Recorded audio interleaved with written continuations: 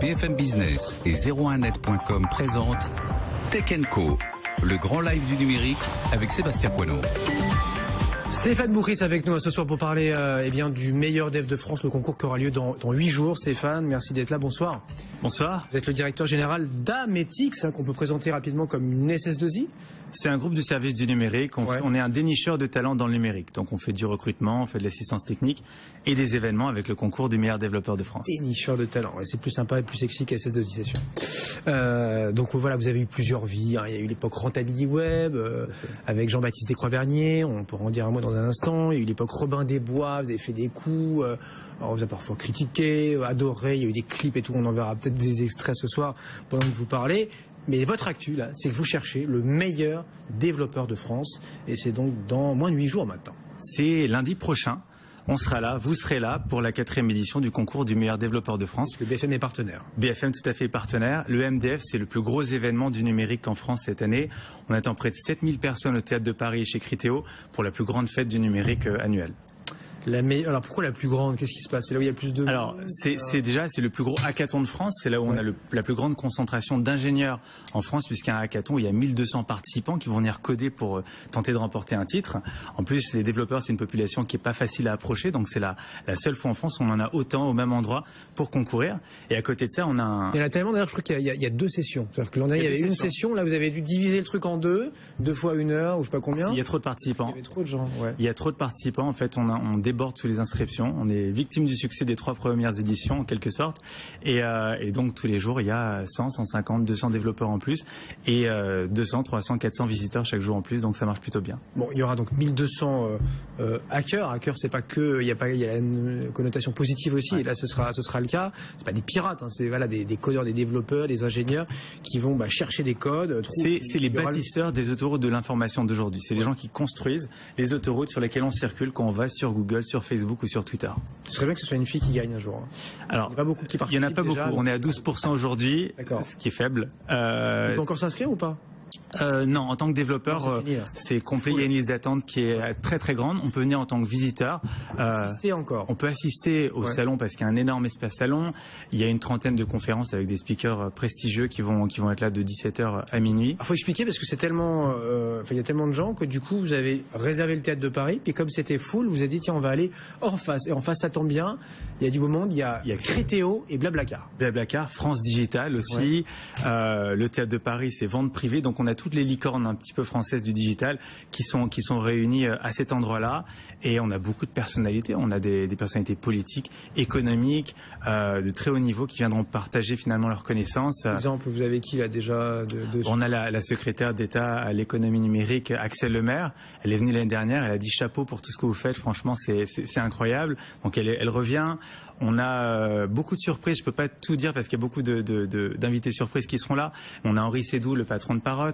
Notre parrain, c'est Jean-Baptiste Descroix-Vernier, c'est le président du groupe d'Alenis, ex-Rentability Web, qui est un des plus grands groupes aujourd'hui de monétisation d'audience sur Internet. Quand il s'est lancé, il avait juste le meilleur tour de table de Paris. Exactement. Il avait Messier, Arnaud, Pinot. Il a toujours d'ailleurs, toujours. C'est un des meilleurs entrepreneurs du numérique français et on avait besoin de symboles comme ça. Après Xavier Niel. Bravo de l'avoir fait venir parce que nous on l'a invité, il n'est pas venu souvent. Il vient de temps en temps. Il nous aime beaucoup chez Ametix. On a des liens très privilégiés avec lui et il aime cet événement. Vous connaissez bien visiblement, mais il faut juste expliquer pour ceux qui ne le connaissent pas. Il a ses dreadlocks, il a un style bien singulier, ses petites lunettes carrées et tout. Et donc Jean-Baptiste vit comme ça. Alors reclus, c'est pas le terme, mais il vit quand même. Une péniche à Amsterdam en ermite.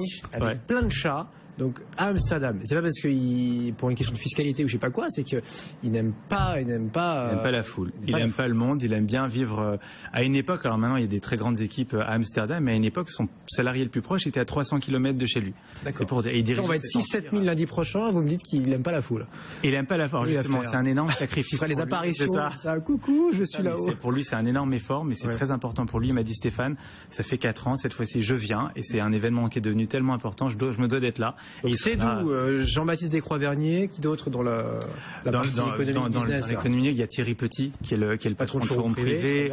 Voilà, donc Henri Sédou de Parrot, il y a des économistes, il y a Alain Minck, il y a Jacques Attali, on a des belles startups aussi qui seront là, on a Diman.com, on a Short Edition, donc c'est tout l'écosystème digital qui sera représenté le temps d'une soirée. C'est un peu toute la famille professionnelle du numérique qui est là pour vivre un moment sympathique tous ensemble. Et les politiques, pourquoi ça les intéresse alors? Alors, j'ai un ancien Premier ministre, je ne peux pas dire lequel, qui m'a dit l'année dernière, qui m'a dit finalement, le meilleur dev de France, c'est un peu comme notre salon de l'agriculture, il faut être là, il faut être vu, il faut prendre des photos avec tout ce milieu-là. Alors j'ai dit, bon, c'est pas très sympa comme comparaison, mais c'est vrai que le meilleur dev de France est devenu l'événement incontournable aujourd'hui du numérique. C'est l'événement, alors moi j'appelle ça l'événement le plus œcuménique du digital. Alors les gens me disent, mais pourquoi œcuménique? Je leur dis, parce que c'est le seul événement de France où vous avez des entrepreneurs, des développeurs, des investisseurs, des institutionnels. C'est le seul endroit où finalement on croise le stagiaire, le milliardaire du net, le grand groupe et tout le monde qui est réuni pendant 7 heures. Lancé il y a 3 ans, à 42, l'école de Xavier Niel, avec Xavier Niel. Avec Xavier Niel. Et l'année dernière, qu'est-ce qui s'est passé à l'issue de l'événement? Donc ça se passait très très bien. Et il y a Salesforce qui est notre partenaire principal qui dit, bon, il faut être plus ambitieux, il faut changer encore de taille et de gamme. On ne peut plus rester à 3 4 000 personnes de trafic, il faut doubler ça. Donc trouvez-nous un endroit où vous pouvez accueillir entre 5 et 8 000 personnes. C'est pour ça que vous avez quitté l'école 42. C'est pour ça qu'on a quitté 42 pour aller au Théâtre de Paris. Et finalement c'était trop petit, donc on a pris Criteo. Et si on pouvait, on prendrait encore d'autres lieux à côté. Mais voilà, donc ça se passe plutôt bien. Bon, et vous, ça vous permet de faire le buzz à nouveau. Ametic, donc la boîte que vous dirigez, plus de 10 millions d'euros de chiffre d'affaires l'an dernier, beaucoup plus on imagine encore cette année. Généralement c'est x2. Il y a 100% de croissance chaque année depuis 4 ans. Ouais. Et vous cherchez toujours du monde? On cherche toujours du monde. En fait, aujourd'hui, on recrute 500 personnes. 500? Les offres sont sur ametix.com. On recrute 500 personnes. On a fait une offre d'ailleurs aux 1000 premiers élèves de l'école 42. On leur a dit, voilà, tous ceux qui sortent donc l'année prochaine, ils ont une offre ferme à 45 000 euros brut de rémunération annuelle chez Ametix. Donc 45 000? 45 000 euros, tout à fait. Vous aviez fait un petit clip l'an dernier, ça avait fait avec Doc Gynéco et le rappeur Tagfa qui a fait un buzz incroyable. Je crois qu'on en est à 150 000 vues, ce qui est bien pour un clip digital. Donc c'était pour vous faire connaître, notamment auprès des développeurs. Ça, un clip comme ça, c'est 5 000 personnes qui postulent. 5 000 Mais c'est ceux des quartiers ou c'est pour tout le monde là? C'était pour tout le monde. On rassemble tous les développeurs, les intégrateurs, les experts de l'infra et la ministre. Et avec ça, vous avez reçu combien de CV dans la foule? On a reçu 5 000 CV. 5 000 CV de profils qui sont très très difficiles à trouver. Et c'est comme ça qu'on se fait remarquer un petit peu sur le marché. Ametic, c'est un peu le trublion du numérique. On a des grands frères, voilà, les Alten, Altran, HP, IBM. Et nous, à notre petite échelle, c'est vrai qu'on essaie de faire le buzz, de faire la différence avec des leviers d'acquisition qui sont innovants comme celui-ci. Stéphane Boucris, donc à Ametix, organisateur du meilleur dev de France, donc avec Salesforce, on l'a compris, votre partenaire, et BFM aussi, partenaire média. Ce sera dès lundi prochain à suivre, dès 20h30 sur BFM Business. 22h dans un instant, à tout de suite.